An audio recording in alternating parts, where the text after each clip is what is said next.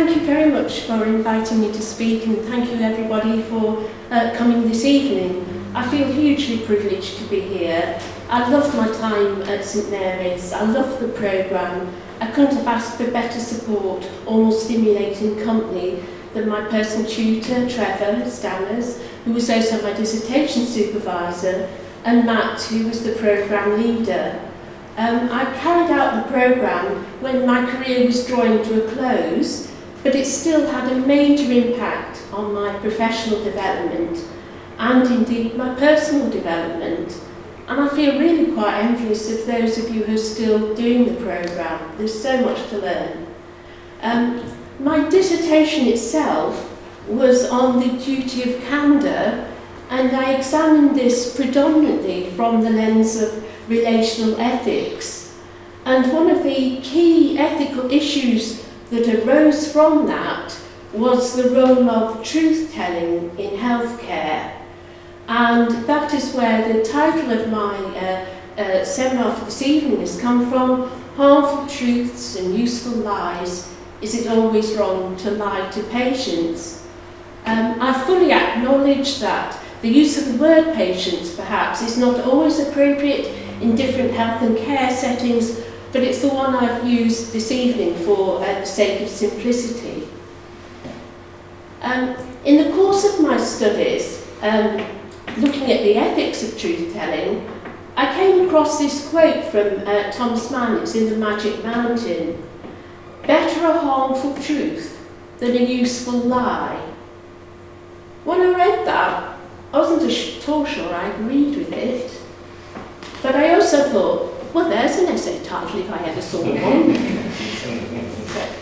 So from there, then, it got me thinking about the role of truth-telling in healthcare.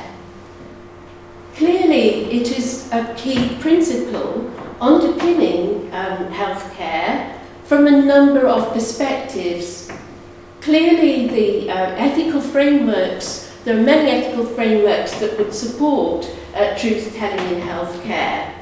That is underpinned also by expressions within our professional codes that very much focus on openness and honesty in healthcare. In recent years, we've also been faced with many legal cases that bring home to health and social care professionals the centrality of informed consent, and perhaps particularly we might think of Montgomery versus Lancashire and Lanarkshire in 2015. In recent years also, we have had a very clear duty of candor through our different professional codes, so to be open and honest with patients and to advise patients or their families if there has been the risk of them having been subjected to significant harm. In England since 2014 and in Scotland since 2018, this has become a statutory duty. So there is a really firm background to truth-telling in healthcare. And so at one level one could argue it could hardly be more stressed more strongly. However, I'm also very conscious of the challenges that truth-telling might present for us in practice. I guess as health and social care professionals, we are very likely to be faced with situations where it would at least call into question whether we should be entirely truthful in a specific scenario. And perhaps one that many of us will have come across is the situation of someone with perhaps advanced dementia asking about their wife. Is Mary coming in this afternoon? And we may know that Mary died some years ago. That leaves us with something of a problem in terms of, well, do we just say, well, I'm afraid Mary's died, because that would be the truth? Or do we say, well, Mary will be in this afternoon, because they'll have forgotten what you've said anyway? So it's really tricky. So perhaps in reality, although we can think that truth-telling is unambiguous, is central to healthcare, we may come across lots of contexts perhaps when at least that principle is called into question. And there may be some key issues that I would like us to think about in relation to truth-telling. What counts as a lie? Certainly my studies have led me to believe, well, at least it's debatable. A particular issue I was very interested in, because I was looking at openness and honesty in relation to the duty of candor. Is there a moral difference between withholding information and telling something that's directly untrue? Certainly I was very interested in, should we always tell the truth? And if we're not going to tell the truth, what bases do we have for making those judgments? So one of the first things I would like us to think about is what counts as a lie. As I'm walking out the house, having spent 2 hours getting ready, I'll ask my husband, do I look all right? There is a contractual requirement that he says, you look great. I can guarantee 5 minutes later, if I told him to close his eyes and describe what I'm wearing, he wouldn't have a clue. But so has he told me a lie? Okay. And we might also think about when we're given a gift that somebody has spent a long time selecting for us, and we think is hideous, do we tell the person? Coincidentally, I came across a survey that was reported from Beaverbrookes actually about Christmas gifts, saying that women are more likely than men to tell their partner they dislike the present. So perhaps we're more honest, I don't know. But it might also be about the nature of the gifts women get. In this survey, it suggested that among the worst gifts that people had received was a mop, toilet seat, and a bag of rice. And apparently, men don't like getting gym gear because it makes them feel that we're implying they're out of shape. So anyway, there we are. Some tips for your Christmas shopping. So perhaps at a relatively casual level, there is maybe an argument that we all lie a lot. And indeed that is supported by recent studies. Some studies have indicated that we perhaps lie something like in 1 in 3 to 5 interactions we have with other people will contain a lie.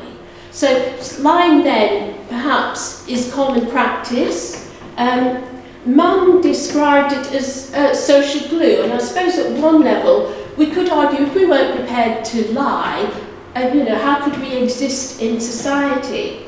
So we have this perhaps ambivalence. In reality, perhaps we have an ambivalence to truth-telling and lying in terms that at one level we espouse honesty, but on the other hand, lying is woven into the social fabric.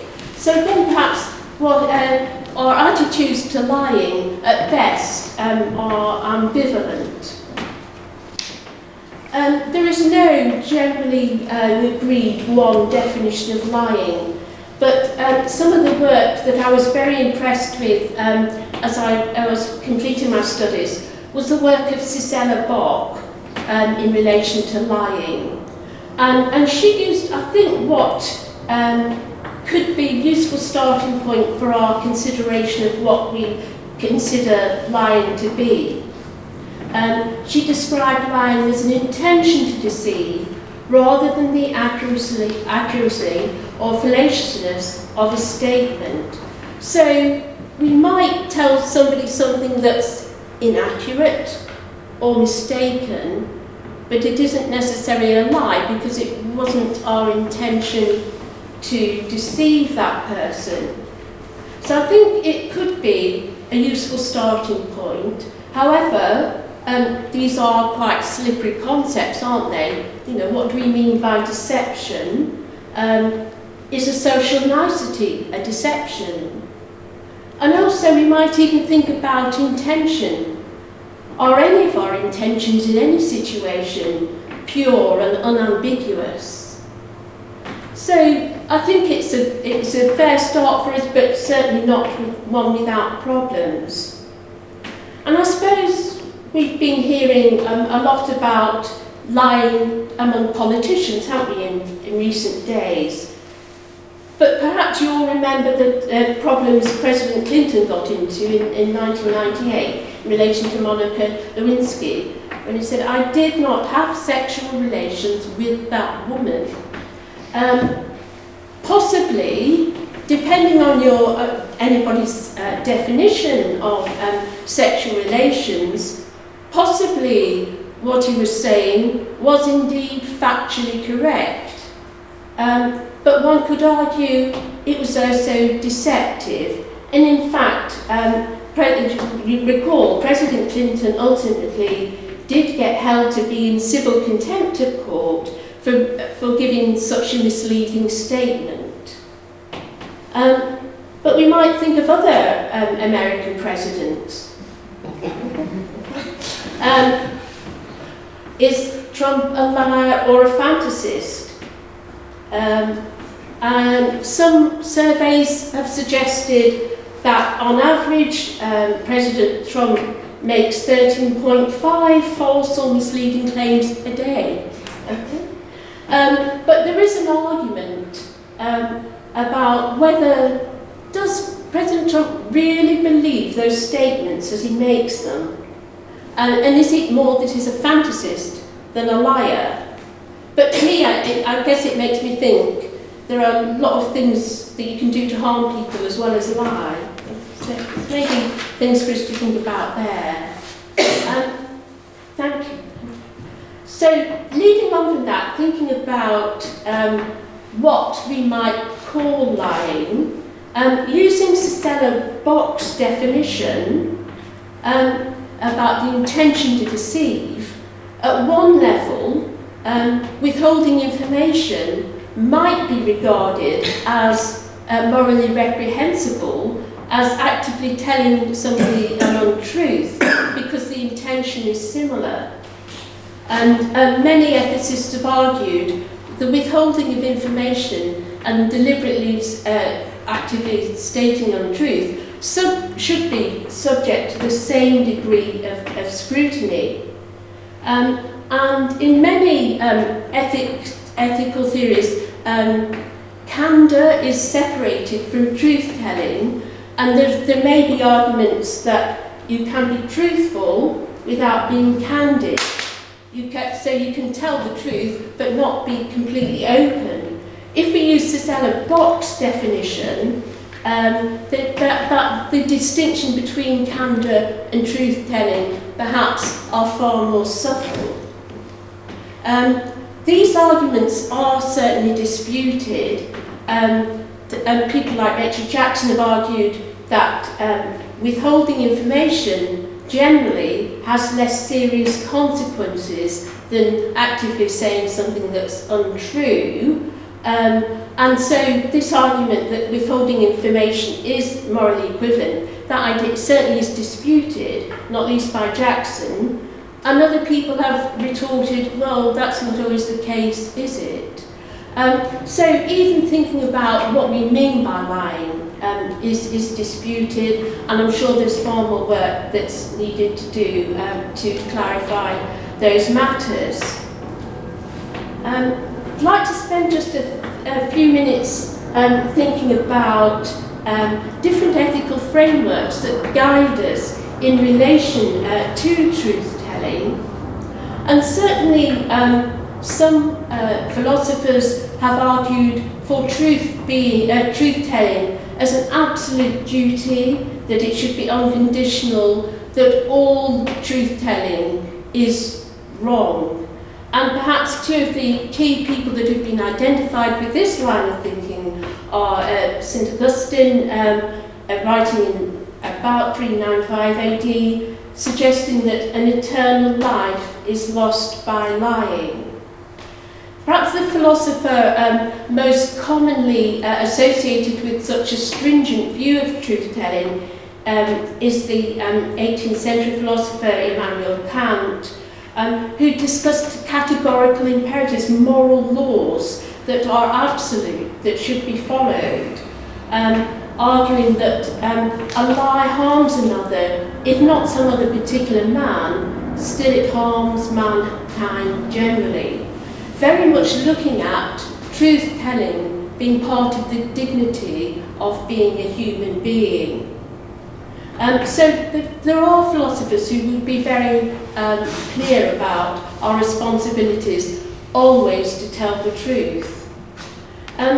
However, some revisionist thinking in relation to Augustine and Kant have seen the situation as rather more nuanced, have argued that they've pointed to aspects of both Augustine's work and Kant's that makes it clear they did see the role of intention being relevant within truth-telling, so that although all lies are wrong, some are worse than others. And Augustine, some of his work has been identified as identifying a hierarchy of lies. Some people have pointed to sections of Kant's work where he argues that no moral law could address all circumstances, and there were always going to be exceptions found that couldn't be resolved in moral laws. So that perhaps some people would argue what Augustine and Kant were really saying was that, yes, lying is always an injustice, but it may be inexcusable in some situations.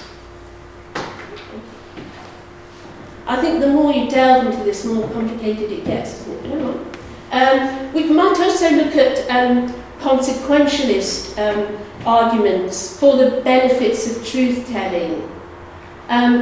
Some people would argue, looking at the consequences of lying, would suggest that truth-telling by and large is better because it allows for greater collaboration between patients and health professionals. And clearly, truth-telling is really important if people are going to be enabled to make informed decisions and plan for the future. And it may remove fear of the unknown. One of the things that interested me when I was in neurology, I was fortunate enough to have a clinical background in neurological nursing, where often people were being faced with quite devastating diagnoses for conditions that were certainly degenerative and in many situations fatal. So one would presume were incredibly bad news for a patient. But I was often surprised at how well patients took the news in relation to a diagnosis, and they'd say, well, at least I've got a name for whatever's wrong with me, at least it's validating the experiences I've been going through. It gives me something to pit myself against. And as though they also they also felt that having a diagnosis removes some of the fear of the unknown. I think it would also be fair to suggest, when we're looking at the consequences of truth-telling, sometimes we justify to ourselves, perhaps, well, I'm not going to tell the patient this because it's only going to upset them and it's going to be dreadful. They're going to be so upset about this, I really don't want to do this. And I think it may do us good from time to time to pause and think, well, whose upset are we worried about here? Are we more concerned about our own upset than the patient's? Or is our own distress what is driving our decision making?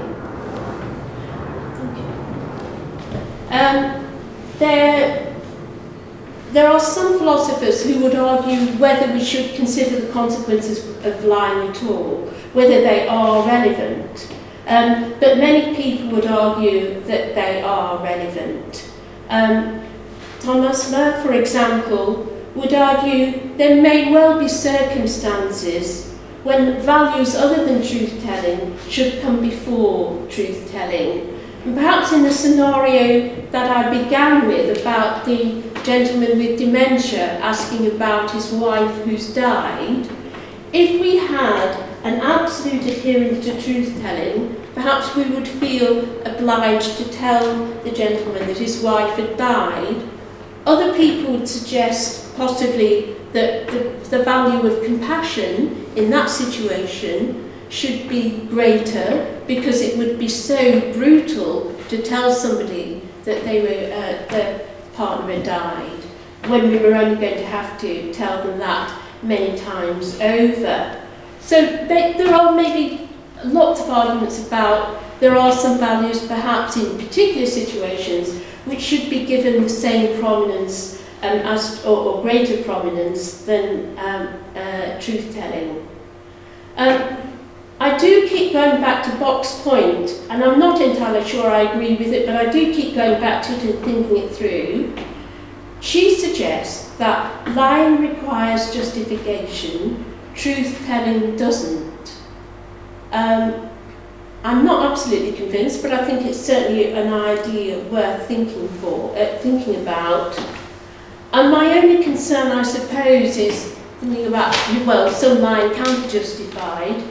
How do you decide upon the circumstances which justify not telling the truth? As soon as you allow for exceptions, you need to be in a really strong position to justify that decision-making. The man who I referred to earlier discussed pro-social lies and anti-social lies, looking at how intention might help us make those decisions. He talked about pro-social lies being about you're telling a lie for the benefit of others, and anti-social lies if you're telling lies for the benefit of yourself. And it seems to me that's a reasonably justifiable distinction. So we've looked maybe a little bit about what might be broadly considered the ontology and consequentialist theories. Virtue theory quite clearly has some useful things to advise us about the importance of truth-telling. We would generally consider truth-telling to be a really important virtue that supports human flourishing. And Bock makes the point that lying harms the liar as well as the overall degree of trust and social unity. So very much harken back to Kant, actually, about social contract, about human dignity through truth-telling. And certainly the trust is a very important issue in relation to care, isn't it? We are privileged enough to work with very vulnerable people, and trust is at the foundation of our relationship with others. However, we might think about the extent to which truth-telling always represents a virtue. And we might go back to Aristotle's idea of the golden mean, didn't it, with virtue. So you maybe have a virtue like truth-telling, but if you have too much truth-telling, it becomes a vice. And in the situation perhaps I started with, if you start being very blunt with a person with dementia and telling them apart, so we might regard that as brutal where truth-telling has gone too far. Aristotle encouraged us to look for virtuous people, and I think my mother was the most virtuous person I've ever met. And I do recall a situation when I was being characteristically tactless to one of my brothers, I think, justifying it by saying, well, it's true. And my mum said, well, lots of things are true, and you don't say them. So virtue theory then maybe has something to offer in terms of helping us understand the importance of truth-telling. Like maybe to think about the history of truth-telling within healthcare and the extent to which attitudes have changed relatively recently. These are words that are attributed to Hippocrates, and they're thought to have been written in about 400 BC. So shall I just leave you just a couple of seconds to read through that?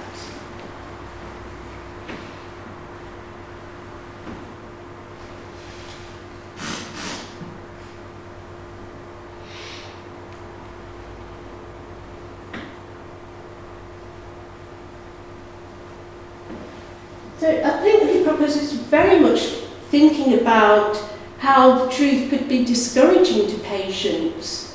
And Hippocrates' attitude, his philosophy perhaps in relation to truth-telling in healthcare, has prevailed and become to be known as medical paternalism, or often this phrase, doctor knows best. And in fact, I find it very interesting the extent to which that attitude has lasted, really. Sokol has done a really interesting article. I do envy people who can give their papers interesting names, isn't it? He's got a paper called How the Doctor's Nose Grew Shorter, and it's looking at how attitudes to truth-telling have changed across time. But he looks at how comparatively recently, really this attitude that doctor knows best prevailed, and the truth, and it was right and proper that we hid the truth from patients. And I certainly recognise from the beginning of my career, in the late 70s, there was quite a pressure not to tell people about the fact that they were dying, because they'd lose hope. And so these sort of attitudes have been very common until relatively recently.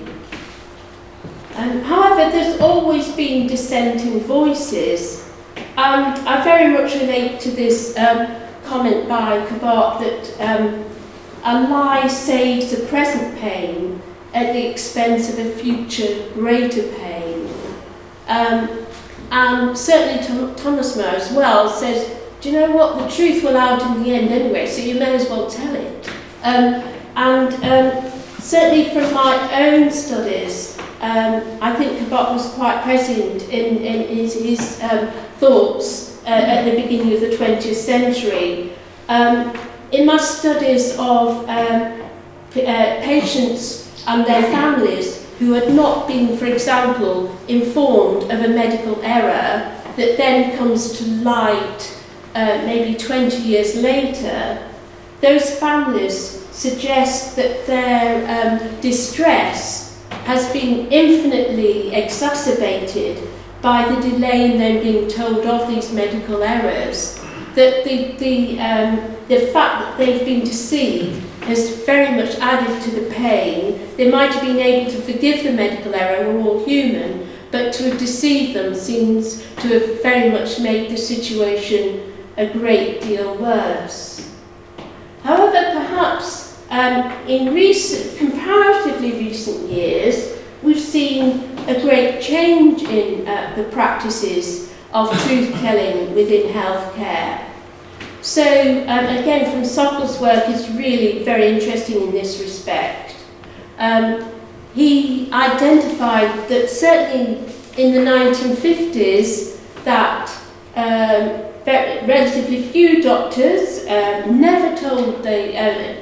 relatively few doctors told the patients their diagnosis of cancer, but by the 1970s, it was common practice. 97% of doctors were telling patients their cancer diagnosis. One could argue that change might be associated with the fact that by the 70s the meaning of a cancer diagnosis had changed, and it wasn't the death sentence it might have been perceived to have been in the 1950s. However, why there has been this relatively rapid change in attitudes to truth-telling in healthcare is debatable. And there may be a number of arguments have been put forward about that. For instance, increasing use of biotechnologies that require patient cooperation perhaps means that there has to be, at one level, a greater openness and honesty between doctor and healthcare professionals and patients. But we're also, I'm sure, extremely mindful of the gross abuses that have been associated with research involving humans. And we might think about the experimentation that went on under Nazi regimes in the Second World War, but also about Tuskegee, where very disadvantaged Afro-Americans were involved in research looking at the natural history of syphilis, and were denied treatment once it became available. So penicillin, during the course of this trial, that ran from 32 to 72, during the course of that trial, the treatment for the cure of syphilis came like penicillin, but they were not given access to that treatment. So gross abuses of power in relation to medical research. So perhaps there's a growing scepticism about the motivations and intentions and indeed competence of health professionals. We've also perhaps in broader changes in society seen the rise of autonomy over beneficence as a ruling ethical principle. Perhaps we in the West perhaps have got very much more concerned about self-determination than we have perhaps about doing good and beneficence. So there's maybe been a change in how we view particular ethical values. Sadly also, perhaps the very high-profile failures of care that have been in recent years have contributed to patients wanting more information, wanting more truth-telling, and for lying to be less perhaps acceptable. Sadly, we've been hearing one over the last few days, haven't we, in relation to Shrewsbury and the midwifery practice there. So perhaps maybe even up to about 50 years ago, there was perhaps more faith, an unquestioning faith in the intention of health professionals. However, so we have seen this dramatic change in attitudes to truth-telling. We are seeing more openness in healthcare. However, again, the situation is much more nuanced than these figures might initially suggest. For example, Hancock's work with people with advanced cancer suggests that doctors are inclined to, as it were, sugarcoat the prognosis. So patients may be deceived into thinking, well, it's not all that bad, is it? You know, I might get better. So there's certainly some argument about how really, in reality, how open and honest we are. And also, despite the professional duty of candor that's been in place for many years, and the statutory duty more recently, failure to disclose errors in practice remains common. And in different studies they cite the figures slightly differently, but certainly across studies it looks as though something like 20 to 25% of medical errors are never disclosed to patients and their families. From that though, some of my work was looking, well, this is all very well, but what about the patient's perspective? What do patients want? We may have particular values, but what is it actually, how are we going to support patients? And certainly I think it's a really important question for us to think about. Is does everybody want to know the truth, the whole truth, and nothing but the truth? Possibly not. Certainly patients have got the right to know the truth, but I believe they've also got the right not to know, haven't they? So we maybe need to think about what the patient wants. And one thing that has been clear to me through my studies is I might have started my studies thinking, well, truth lies at one end and lying at another, and they're polar opposites, and there the twain may meet. But actually, maybe there are gradations of lying, there are gradations of truth-telling, And maybe we can tell patients the truth, but across time, in a manner that they can accommodate, in a way that telling patients the whole truth in one block may be really overwhelming. We might also find it helpful to consider cultural variations in attitudes to truth-telling. And I certainly would wish to preempt these comments by suggesting that cultural stereotyping is incredibly problematic. Clearly there are as great differences in attitudes and truth-telling within a culture as between cultures, but some studies would suggest that there are patterns in attitudes to truth-telling that are different across different cultures.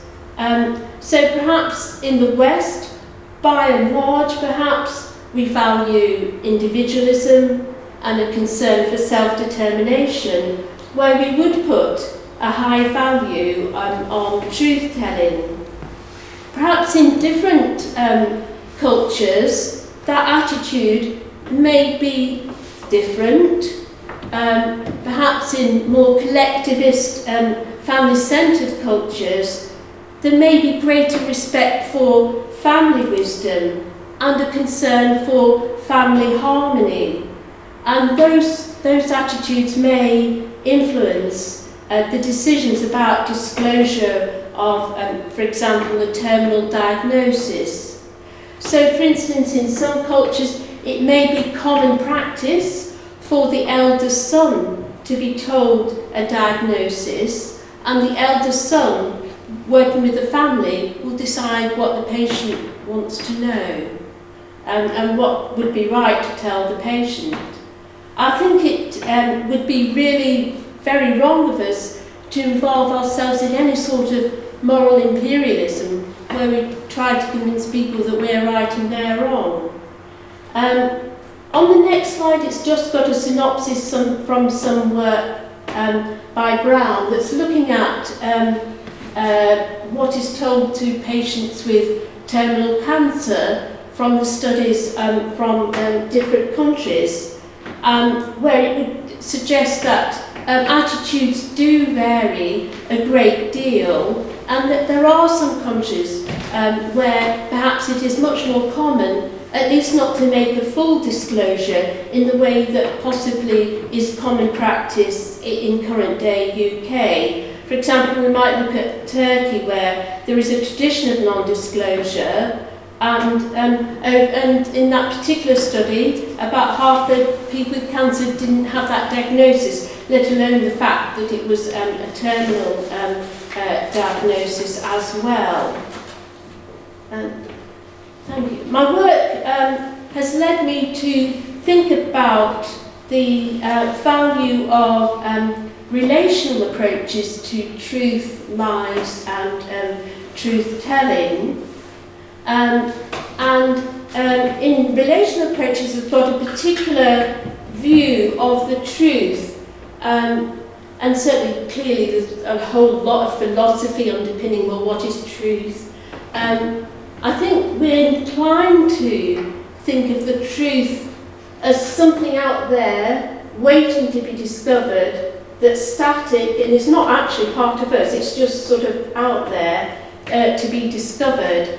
From a relational perspective, truth exists in the interaction between people.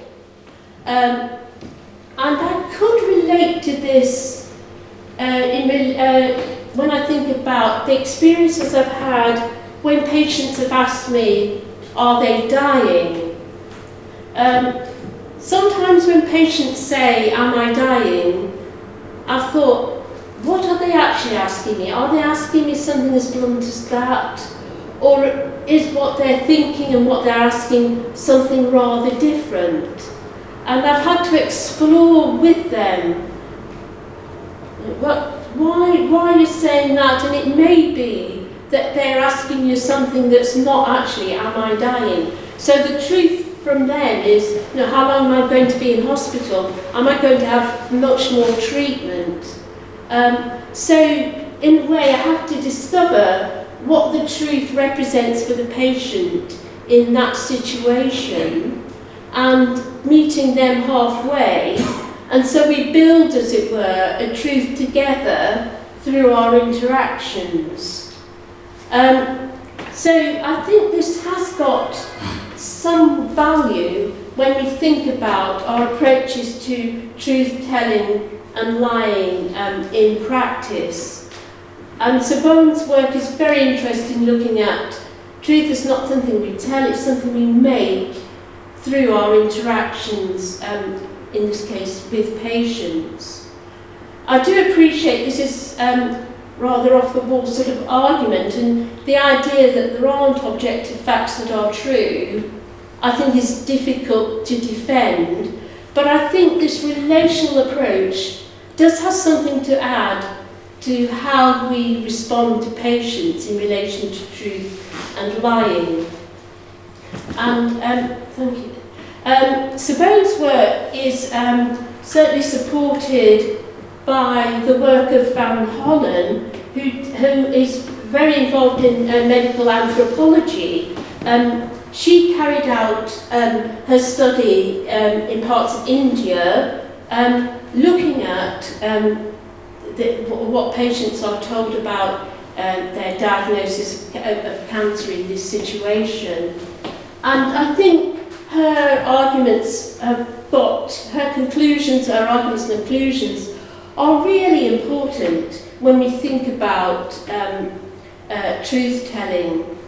She argues that we can become too obsessed with, well, are we going to disclose or are we not going to disclose, and being concerned about our own value system, and arguing, do you know what, you need to think about the patient and what would represent care to them. So in one situation, good care for a patient may look like you not telling them what's the matter.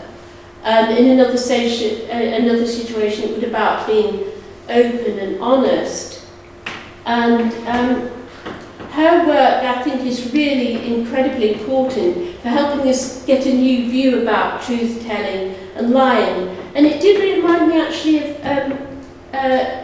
Trevor's very good paper on the limits of autonomy, suggesting that if we're focused on autonomy, we lose out on all sorts of other concepts that feed into healthcare, like care and compassion. So I think Van Hollen has got a lot to help inform our thinking in relation to this very tricky issue. One of my concerns, however, with relational approaches to truth-telling and lying is that I think it presupposes we know what the patient wants and they're able to tell us, and we've got a level of intimacy with the patient in order to build those sort of truths and to work together to arrive at the truth or what is satisfactory for all parties. I know to my knowledge I get things wrong about 50 times a day, it's probably far higher, and therefore I think you need a level of confidence to be able to respond in this way. And just to draw things towards a close, I've just got a few scenarios here that perhaps identify how problematic truth-telling might be in practice. And this is maybe a scenario that's quite often cited in the literature. In this case it's from Seed House. A man is critically injured in a road traffic accident in which his wife and children were all killed. Upon regaining consciousness, he asks about his family. If I was in that situation, I would not wish that gentleman's last words on earth he hears to be that his family have died. But it's a really tricky one. Another one that actually I read from Afsi, which is based on a situation he faced in practice, was about a 55-year-old man and his 35-year-old son applying to a hospital in Turkey. older gentleman needed a kidney transplant, and they thought the son might be a good donor. The initial tissue typing suggested there was not a biological relationship between these two men, even though they'd grown up thinking there was. AFSI suggests that the context of that situation matters, that it would be incredibly shameful for that whole family if that ever came to light. And so what do the doctors do? Do they tell the family they're not biologically related? I think rather a tricky one. And I'm very pleased that one of my colleagues was able to share another scenario actually from their own practice. He was aware that someone who'd be called Peter is HIV positive, but Peter's adamant that his partner should not be told of this diagnosis. The health worker therefore agrees to test both Peter and his partner in the pretense that it's not already known if either of them are HIV positive.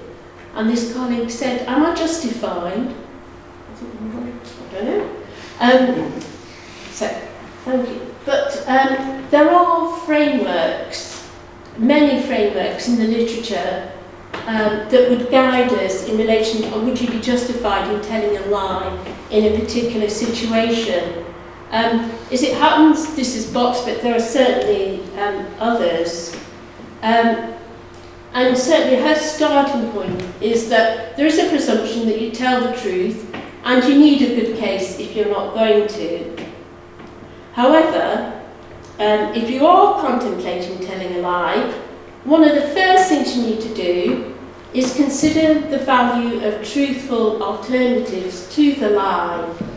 And perhaps with the scenario we began with, that a gentleman with dementia is asking about his wife who has died, we may feel, in terms of the distress that it's going to cause, we're not necessarily going to say, well, Mary's died. One truthful alternative may be to say, well, tell me about Mary. How did you meet? Where did you live? What are the sort of things you enjoyed doing together? So you're addressing the patient's interests and concerns without actually telling a lie. But even that I find, well, is evasion as bad as a lie? I don't know. Certainly, as in all healthcare, we need to review the reasoning behind our decisions. Clearly, a key part of being a professional is that we are able to justify the decisions that we make. And this last point about think how a group of reasonable people would respond to the decision. And again, the question begging, what do you mean reasonable? And who's reasonable? Am I reasonable? I don't know. Anyway, but I think that point is important in terms of I think we sometimes underestimate the value of discussing dilemmas and decision makings with trusted colleagues so that we can be assured that we are making what is at least a justifiable decision. So, drawing these things to a conclusion, I think there is certainly a really good reason why truth-telling has got such a high value in healthcare, and it is generally the right thing to do. Most harmful truths are better than most useful lies.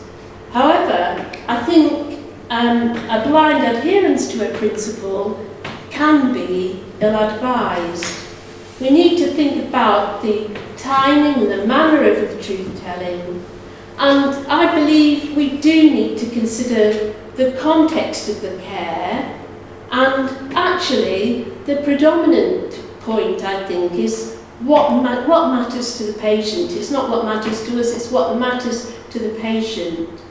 And ethical reflection, I think, is key to these what are often very difficult decisions. I'd like to finish with a quote. I began with a quote. I'll finish with a quote from one of my heroes, William Blake, which perhaps brings us back to the role of intention in relation to truth-telling. A truth that's told with bad intent beats all the lies you can invent. And I have no ambiguity in my feelings about that particular quote. So thank you very much for listening, and I really look forward to your questions and comments. I would just advise my husband, when I see him in a few minutes, that when I ask him, has this gone okay, the minimally acceptable response is, it was okay, and I really don't care if that's a lie.